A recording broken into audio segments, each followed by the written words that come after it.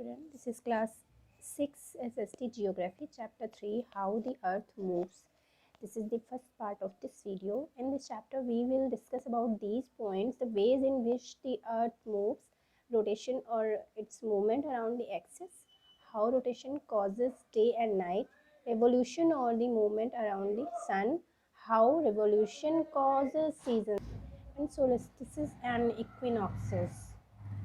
First heading is rotation spinning on the axis, means rotation, one way in which the earth moves. हमारी अर्थ दो तरह से move करती है. फर्स्ट है rotation and second is revolution.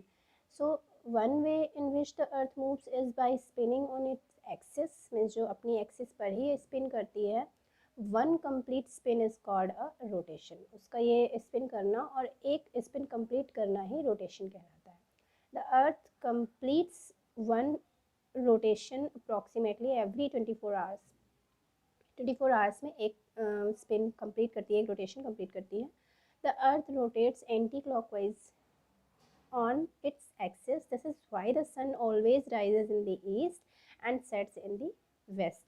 जो अर्थ है वो एंटी क्लॉकवाइज रोटेट करती है अपनी ही एक्सिस पर, इसीलिए जो सन है वो ईस्ट की तरफ राइज होता दिखता है और वेस्ट की तरफ सेट्स होता दिखता है. Now the next is as fixed as the north star. North star means we can say Polaris ध्रुव तारा. Stand and spin around in one spot, means आप एक पॉइंट पे खड़े हो जाइए, स्टैंड हो जाइए और उसी के चारों स्पिन करिए. But this time under a fixed object like a light bulb, means just like bulb on कर लीजिए और बल्ब के नीचे स्टैंड होकर के आप स्पिन करिए. For example, what do you notice about the object directly above you. आपके हेड के ऊपर बल्ब है और ये आपने क्या नोटिस किया, क्योंकि बल्ब आपके जस्ट हेड के ऊपर है और आप स्पिन कर रहे हो, देन आपने क्या नोटिस किया. Do you remember that the Earth's axis is tilted slightly at an angle of 23.5 degree to the horizontal surface. हमारी पृथ्वी 23.5 डिग्री टिल्ट है हमारी एक्सिस पे ही, मीन्स अपनी एक्सिस पे थोड़ी सी बेंट है, टिल्ट है, थोड़ी सी झुकी हुई है. The tilt puts the earth's axis in line with a star named Polaris. Means जो उसी टिल्ट के साइड में, मीन्स टिल्ट के ही जस्ट ऊपर अर्थ की एक्सिस पे ही एक स्टार की लाइन है, उसको बोलते हैं Polaris. Polaris is also known as the north star. Polaris को हम लोग नॉर्थ स्टार भी कहते हैं. Star since it is directly above the earth's axis, क्योंकि ये एक्सिस की जो अर्थ की एक्सिस है उसके जस्ट अबव ही है, जस्ट ऊपर ही है. As it is directly above the Earth's axis, it does not appear to move. क्योंकि वो बिल्कुल एक्सिस की जस्ट ऊपर है, इसलिए वो मूव करते हुए नहीं दिखते हैं Polaris north star. However the rest of the stars, हालांकि जो और इसके अलावा और स्टार्स जो होते हैं पोलरीज के अलावा in the sky appear to move around the Polaris, और वो पोलरीज के ही चारों ओर घूमते हुए नज़र आते हैं. दीज वेयर द पोलरीज, क्योंकि ये अर्थ की एक्सिस की ही अबव होते हैं, इसलिए ये मूव करते हुए नहीं दिखते हैं. और जी ये नॉर्मल स्टार्स हैं, ये पोलरीज के चारों ओर मूव करते हुए दिखते हैं. Now the next heading is day and night. The sun's rotation causes different parts of the earth to face it at different times. Means suns की रोटेशन की वजह से अर्थ के डिफरेंट पार्ट पे डिफरेंट टाइम पे sun की shines होती हैं, पड़ती है. At any one point, means जो अर्थ रोटेट करती है, look at here, earth, this is the earth and this is the sun. Earth is rotating and इसकी रोटेशन की वजह से सन की जो रेज हैं वो डिफरेंट टाइम पे डिफरेंट पार्ट पर पड़ती है. At any one point in time only one hemisphere of the earth will get the sun's light, means this hemisphere and this hemisphere and this hemisphere.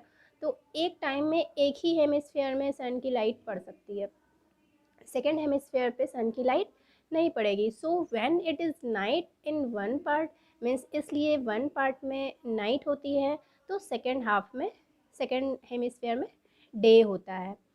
The circle that divides day from night on the globe is called the circle of illumination.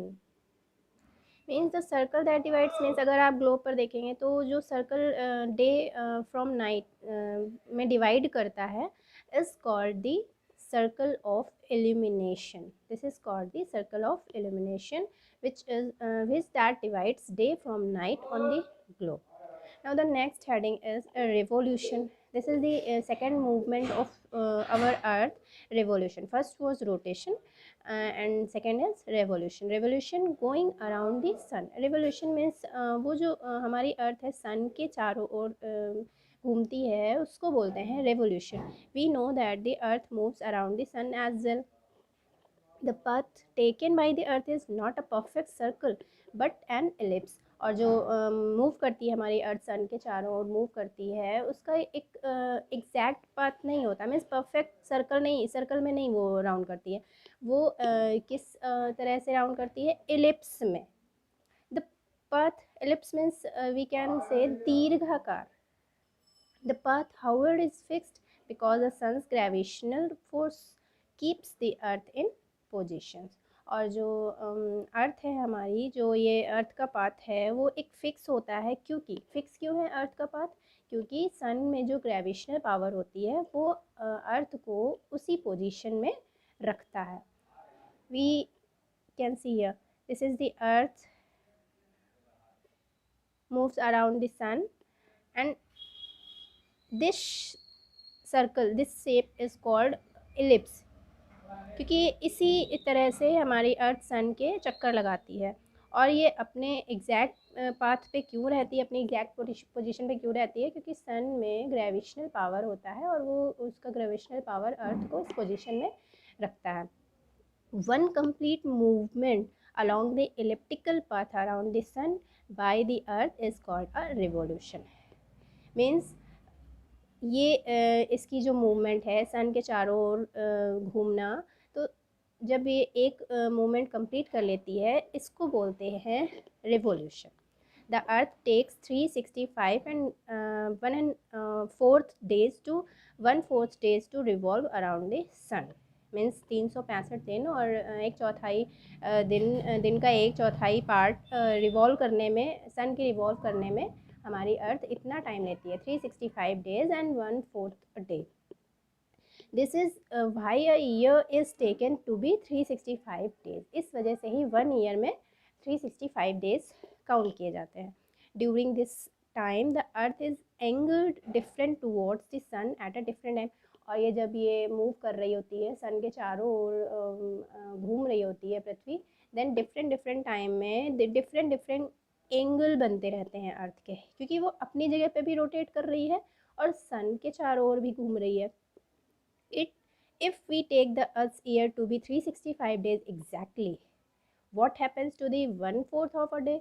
Means अगर 365 दिन लगते हैं exactly इसको revolve करने में, तो जो मैंने बताया 1/4 डे और लगता है 365 डेज़ के अलावा, means 6 hours more that it take to complete 1 revolution each year. Means हर वर्ष पर एक ईयर में 365 डेज और 1/4 मीन्स एक डे का एक चौथाई हिस्सा, इतना टाइम लगता है अर्थ को सन का चक्कर कंप्लीट करने में, उसको रिवॉल्व करने में।